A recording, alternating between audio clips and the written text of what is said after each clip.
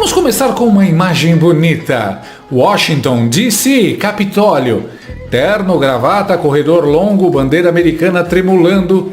E do outro lado do balcão, Alexandre de Moraes, o vilão brasileiro tentando não ser citado de novo num formulário do Tesouro Americano.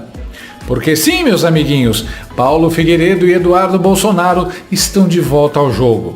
Não é reboot, não é spin-off, é sequência direta com orçamento maior e vilão mais nervoso. Eles anunciaram reuniões em Washington nesta sexta-feira para tentar retomar as sanções da Lei Magnitsky contra Alexandre Oglandi. E antes que alguém diga isso é difícil, Paulo já respondeu: difícil era conseguir sancionar da primeira vez. Ou seja, se já caiu uma vez, cai de novo. Lei de Hollywood, pergunta pro Jason, pro Fred, pro Thanos. Paulo, é possível que as sanções Magnitsky sejam reinstituídas ao Alexandre de Moraes? É extremamente possível. Certamente não é fácil, mas também não era fácil que ele fosse sancionado. E a gente vai continuar fazendo de tudo para que isso aconteça. Olha, eu já deixo claro, amanhã, mais uma vez, Eduardo e eu estaremos em Washington, em reuniões em busca de uma política externa americana mais favorável ao Brasil. Não tem jogo perdido. Meu Deus, tomamos como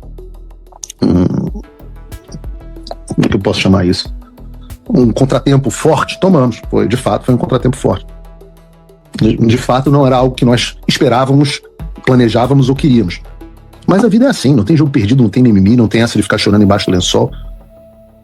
Nós temos os canais, temos os meios de comunicação tão abertos e nós vamos continuar fazendo pressão, inclusive retomando a pressão por meio do Congresso dos Estados Unidos para que o presidente Donald Trump volte a designar Alexandre de Moraes como violador de direitos humanos. Então, hoje, toda a documentação está pronta. A gente só precisa acrescentar esses novos fatos como a continuidade da tortura do presidente Jair Bolsonaro.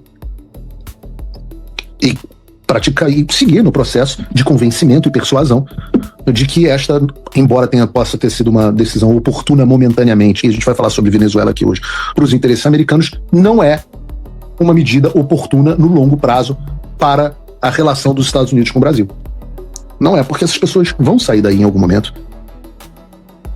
E os Estados Unidos sempre foram defensores dos direitos humanos. E a gente vai falar sobre isso no programa de hoje. Então, sim, vamos continuar trabalhando para uma política externa mais favorável ao Brasil, vinda dos Estados Unidos. Claro, Donald Trump sempre vai priorizar o interesse americano, mas nós vamos trabalhar para que isso também leve em consideração as necessidades urgentes e prementes do povo brasileiro. E isso inclui, sim, por que não, a possibilidade da restituição das sanções ao Alexandre de Moraes. E aqui entra a primeira ironia deliciosa. A esquerda brasileira trata a Magnitsky como se fosse lenda urbana, tipo loira do banheiro.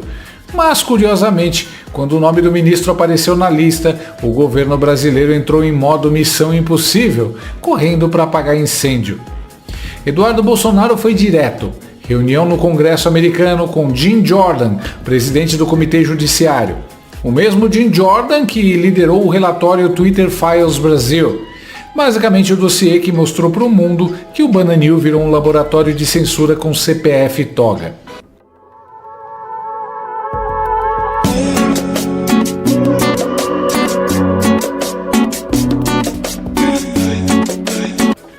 Hoje estivemos no Congresso dos Estados Unidos em uma reunião com o presidente da CCJ, o deputado Jim Jordan. Além de liderar o relatório Twitter Files Brasil, Jim agora está à frente dos esforços do Congresso para defender a liberdade de expressão e proteger os interesses das empresas americanas na Europa e no Brasil. Com quase 20 anos na Câmara dos Deputados, Jim Jordan tem o respeito, o trânsito político e a autoridade moral necessários para sustentar e expandir os valores de liberdade que moldaram os Estados Unidos.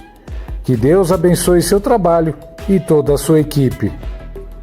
E aí você vê Eduardo elogiando o currículo do cara, falando de autoridade moral, liberdade de expressão, e do outro lado do hemisfério, alguém no STF pensando: será que dá para censurar o Congresso americano? Spoiler, não dá. E olha que curioso, a narrativa oficial diz que Paulo e Eduardo estão coagindo a justiça brasileira. Veja bem, não é Xandão coagindo médico, conselho profissional, imprensa e rede social. Não, é o sujeito que conversa com um congressista americano. Ou seja, se você reclamar fora do Brasil, o crime atravessa fronteiras. Mas vamos ao ponto que realmente dói. As sanções tinham sido aplicadas, foram ampliadas, chegaram à esposa, à empresa da família. E aí, magicamente, em dezembro de 2025, sumiram. Coincidência? Claro que não. Teve aproximação diplomática, tapinha nas costas, conversa de bastidor, aquele clássico: vamos dar um tempo nisso aqui para não atrapalhar o clima. Só que o problema de tapar o sol com a toga é que o sol nasce de novo. Paulo Figueiredo diz que vai voltar ao Congresso com um argumento simples: o ex-presidente Jair Bolsonaro está sendo torturado. É impressionante que a sensação que a gente tem toda vez que nós ouvimos notícias sobre o presidente Jair Bolsonaro é que ele está sob tortura. E aí entramos na parte que deixa qualquer roteirista de distopia com inveja. Bolsonaro sofre uma queda na prisão, traumatismo craniano, idoso, histórico médico complexo, e o ministro responsável nega atendimento hospitalar. Não é vilão de quadrinho, é pior, é vilão burocrático. A autorização só veio no dia seguinte, como se fosse favor, como se saúde fosse concessão política.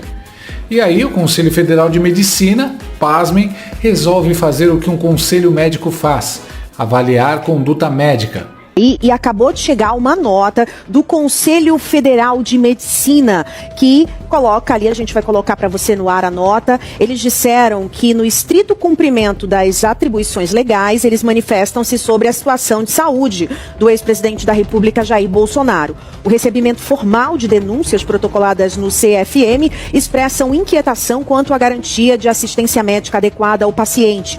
Além disso, declarações públicas de relatos sobre intercorrências clínicas causam extrema preocupação à sociedade brasileira. Os relatos de crises agudas de características diversas, episódios de trauma decorrente de queda, histórico clínico de alta complexidade, sucessivas intervenções cirúrgicas abdominais, soluços intratáveis e outras comorbidades em paciente idoso demandam um protocolo de monitoramento contínuo e imediato, que deve ser assegurada assistência médica com múltiplas especialidades pelo Estado brasileiro, inclusive em situações de urgência e emergência. Então, eles estão apurando e abrindo uma instauração de sindicância para apurar esses fatos, denúncias de uma falta de assistência médica adequada ao ex-presidente Jair Bolsonaro. Resultado: Alexandre Uglandi anula a sindicância.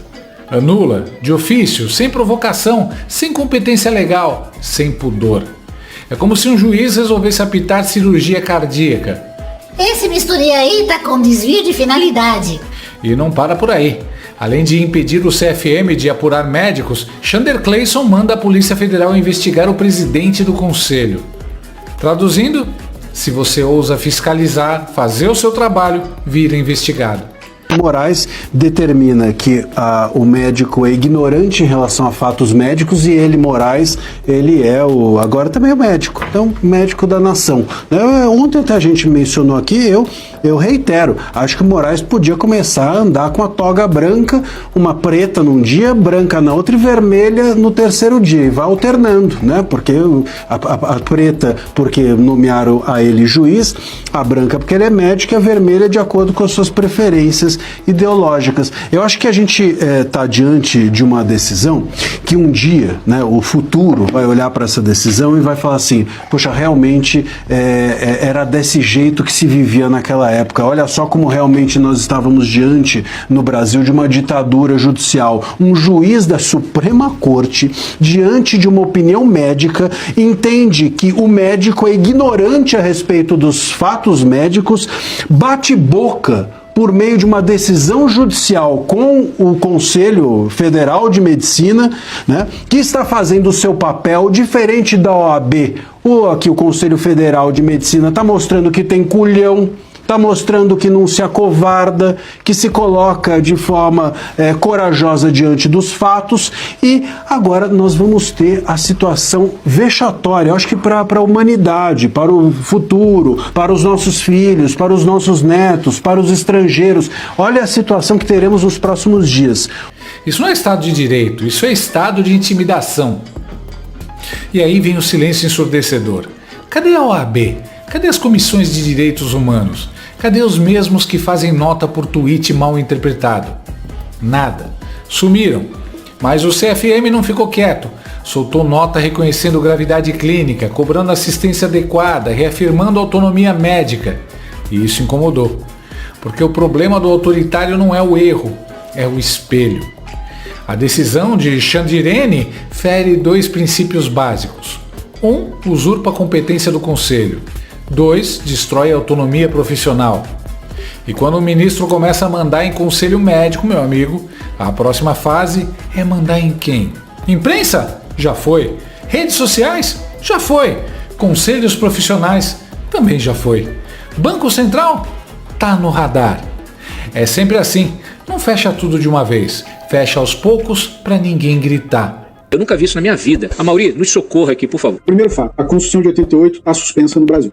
Fato 1. Fato 2, né? Ela foi suspensa por um tribunal político que funciona onde antes funcionava o STF. Então nós temos na prática um STF fechado e um tribunal político operando lá no lugar, nas dependências físicas do antigo STF. A partir daí a gente consegue pelo menos racionalizar o que tem acontecido. É um total desrespeito à Constituição, às leis, à ordem jurídica. Ele tomou uma decisão de ofício sem ninguém ter pedido. Ele leu na imprensa. Com base nisso ele se achou no direito de anular, sem nem olhar. Ele não examinou o processo administrativo do Conselho Federal de Medicina. Ele não analisou se é ilegal, se não é, o que está lá, o que não está. Ele, com base simplesmente em uma notícia da imprensa, ele já anulou. Um juiz, normalmente, ele não anula nada de cara. Ele, no máximo, quando ele dá uma liminar, por exemplo, ele suspende, né? Suspende aquele ato, suspende aquele procedimento, dizendo, não faça nada no âmbito desse processo, porque eu quero analisar. E depois eu vou dizer se é legal, se é ilegal, né? Ele não. Ele já antecipou toda a que a gente chama de cognição, né? Ele já realmente concluiu. Ele não tem nada mais a aprender sobre esse assunto. Ele disse, não, isso aqui é ilegal, manifestamente ilegal. Portanto, veja a coisa como é maluco. Portanto, fica anulado e o Conselho Federal de Medicina não pode, né, nem ontem, nem hoje, nem amanhã, né, é uma decisão que tem efeitos para o futuro também, analisar a conduta de nenhum médico que a Polícia Federal coloque para analisar a situação de saúde do Bolsonaro ou de qualquer outro que ele ache que está na mesma situação, né. A rigor, né, um médico que atenda o Bolsonaro, que atenda qualquer ali dos presos sob a guarda, né, entre muitas aspas, do Alexandre de Moraes, pode fazer o que quiser, pode aplicar injeção letal, pode, enfim, torturar, pode arrancar a pele. Ele não vai sofrer nenhuma sanção disciplinar no âmbito do Conselho Federal de Medicina, né? Ele pode descumprir de A a Z as suas obrigações como médico, que ele não é responsabilizável. É difícil a gente ficar fazendo comparação com o regime nazista, mas na verdade só tem essa mesmo, é muito escabroso. Isso me lembra aquelas experiências médicas que eles faziam em campos de concentração. Todas as regras do juramento que os médicos fazem quando se formam eram violadas, viravam de cabeça para baixo. Esse é o primeiro problema. E veja, é um problema que contraria a própria lei que constitui o CFM. O presidente do CFM reagiu, disse que não havia justa causa, defendeu a legalidade do procedimento, foi elegante. Já o presidente do Sindicato Médico do Rio Grande do Sul foi direto. Interferência externa em sindicância médica é inaceitável. Preciso me posicionar sobre a intervenção do STF no CFM. A nossa visão é de que é inaceitável qualquer tipo de interferência. O Conselho Federal de Medicina, quando vislumbra uma perspectiva de não cumprimento do Código de Ética, tem obrigação de avaliar. E ele mandou que um conselho local fizesse uma sindicância, o que é uma obrigação pelo Código de Ética. Se nós tivermos o STF interferindo em condutas que são tomadas dentro da ética médica, nós não teremos como defendê-la. E é justamente por isso que o Sindicato Médico e eu pessoalmente defendemos que o Conselho Federal tenha autonomia para decidir quem e quando cobrar a ética médica. É justamente por isso que nesse momento defender as entidades, especialmente o CFM, é defender você, meu colega médico. Macho. Porque quando a medicina perde autonomia, quem decide no leito não é o médico, é o poder. A pandemia já deu um trailer disso. Agora querem a versão estendida. E o mais irônico, tudo isso vira prova documental para Washington. Cada abuso, cada canetada ilegal, cada intimidação é um PowerPoint pronto para a lei Magnitsky voltar. Paulo e Eduardo não precisam inventar nada. O material vem do próprio gabinete do ministro e é farto. Então sim, eles terão farto material para convencer os Estados Unidos a recolocarem Chandler Clayson na lista. E enquanto a turma aqui grita Soberania! Lá fora alguém só pergunta: Direitos humanos estão sendo violados? Se a resposta for sim, a caneta volta. Vamos rezar, porque se depender do STF brasileiro, até oração vai precisar de autorização judicial. E fica a lição final, digna de filme slasher dos anos 80. Quando a trilha sonora para, quando o sujeito acha que venceu, quando tudo fica quietinho demais. É exatamente aí que Jason Voorhees levanta do lago, Freddy Krueger aparece no sonho e Michael Myers surge atrás da porta da cozinha. A lei Magnitsky é assim, todo mundo acha que acabou, mas ela só estava esperando a sequência.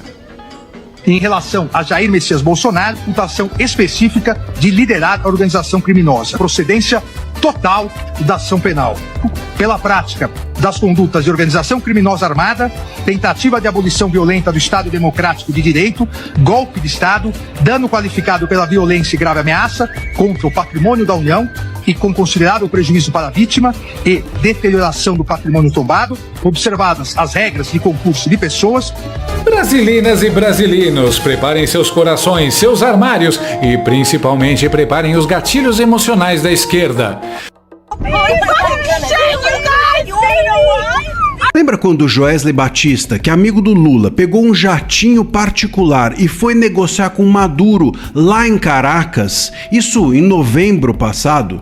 Pois é, o Washington Post acabou agora de revelar as conversas entre o Maduro e o Joesley. E eu vou te contar tudo que eles conversaram e vou mostrar que baixo nível está por trás desse encontro que eles tiveram e como isso é perigoso para o Brasil. Eu sou André Marcília, advogado, professor de Direito e peço a vocês que antes de qualquer coisa se inscrevam aqui no canal, deixem também o seu like, cliquem no joinha, assim o algoritmo distribui esse conteúdo para mais gente e considere se tornar membro clicando na aba Seja Membro e tendo acesso aos nossos conteúdos exclusivos. Olha só, o que aconteceu? O Washington Post revelou as conversas entre o Maduro e o Joesley nesse encontro. Sabe o que o Joesley foi fazer lá? Oferecer para o Maduro a Turquia. Ele iria para a Turquia, ser exilado lá na Turquia para não ser extraditado para os Estados Unidos.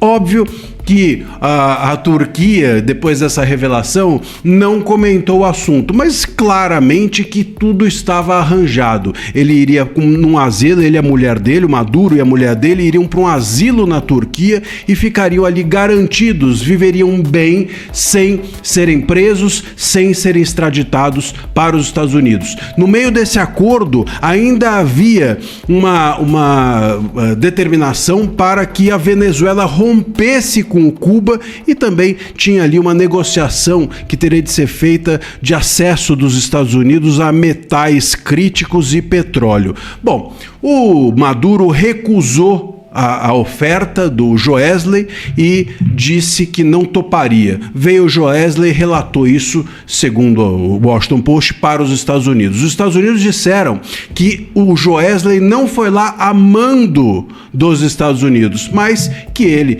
país, né, os Estados Unidos, consideraram relevantes as informações que o Joesley lhes passou. Bom, isso daqui é de um baixo nível, porque assim, não interessa se o Joesley foi a mando dos Estados Unidos, se o Joesley foi a mando do Lula, se o Joesley foi a mando de quem for, a mando de alguém ele foi. E ele não deveria ir a mando de ninguém, porque o Joesley, sinceramente, ele tem uma ficha corrida gigantesca. É um absurdo ele ser uma espécie de ministro das relações exteriores fantasma do Brasil. Um cara, um empresário que simplesmente tem uma ficha corrida policial longuíssima, com um histórico de suborno e propina para mais de 1.000 políticos. Atuar em nome, seja lá de quem for, dos Estados Unidos ou do Brasil, ou dos dois, o que é bem mais provável. Porque vamos considerar aqui que a possibilidade de que o Brasil, o governo Lula, chegou para os Estados Unidos e falou assim, é provável que tenha sido isso. Olha, eu tenho uma pessoa que pode ir lá na Venezuela negociar com Maduro aquilo que vocês querem, que é ou a renúncia dele, ou a entrega dele, ou o que for. E em troca disso, se eu arranjar essa pessoa para vocês, Estados Unidos, vocês me aliviam aqui nas tarifas, vocês aliviam o Moraes da Magnitsky. E os Estados Unidos toparam. Essa é que é a verdade. Muito provavelmente foi isso que aconteceu. O Lula ofereceu o Joesley como mensageiro e os Estados Unidos toparam. Não deu certo, mas foi isso. Então, enquanto você tá aí, meu caro, batendo palma para um, batendo palma para outro, enquanto tá o Lula falando mal do imperialismo norte-americano, enquanto tá o Trump falando mal do comunismo brasileiro, eles estão todos ali conversando e negociando, e o Joesley, que é a pessoa menos indicada para, entregar um papel daqui para ali, foi se tornar uma espécie de diplomata fantasma brasileiro. Realmente de arrepiar o cabelo, não vou nem dizer de onde. Diplomática. Vamos analisar os principais fatos. A análise se divide em 3 frentes principais: uma ação nos Estados Unidos, um conflito interno e uma negociação diplomática. A primeira frente trata de uma mobilização nos Estados Unidos para aplicar sanções a uma autoridade judicial brasileira. Nessa articulação política, destacam-se o influenciador Paulo Figueiredo e o deputado federal Eduardo Bolsonaro. O objetivo era pressionar pela retomada de sanções contra o ministro do Supremo Tribunal Federal, Alexandre de Moraes. A justificativa seria um suposto tratamento inadequado ao ex-presidente Jair Bolsonaro enquanto ele estava sob custódia. A agenda incluiu uma reunião com o congressista americano Jim Jordan, que preside o Comitê Judiciário da Câmara. Enquanto isso, no Brasil, aumentava a tensão entre o Judiciário e o Conselho Federal de Medicina. Tudo começou quando o CFM abriu uma sindicância sobre a saúde de Bolsonaro, que foi depois anulada pelo ministro Moraes. Isso gerou um conflito de competências entre o dever legal do Conselho e a decisão vinda do Supremo Tribunal. A terceira frente foi revelada pelo jornal The Washington Post e envolve uma negociação secreta com a Venezuela. A reportagem cita um encontro em Caracas entre o empresário brasileiro Joesley Batista e o presidente Nicolás Maduro. A proposta relatada incluía exílio para Maduro e acesso dos Estados Unidos a recursos venezuelanos em troca de mudanças diplomáticas. Segundo o jornal americano, a proposta teria sido rejeitada pelo presidente venezuelano Nicolás Maduro. O governo americano afirmou que Batista não agia em seu nome, mas considerou as informações que ele levou relevantes. Esses eventos interligados mostram a complexidade do atual cenário político, judicial e diplomático que envolve o Brasil.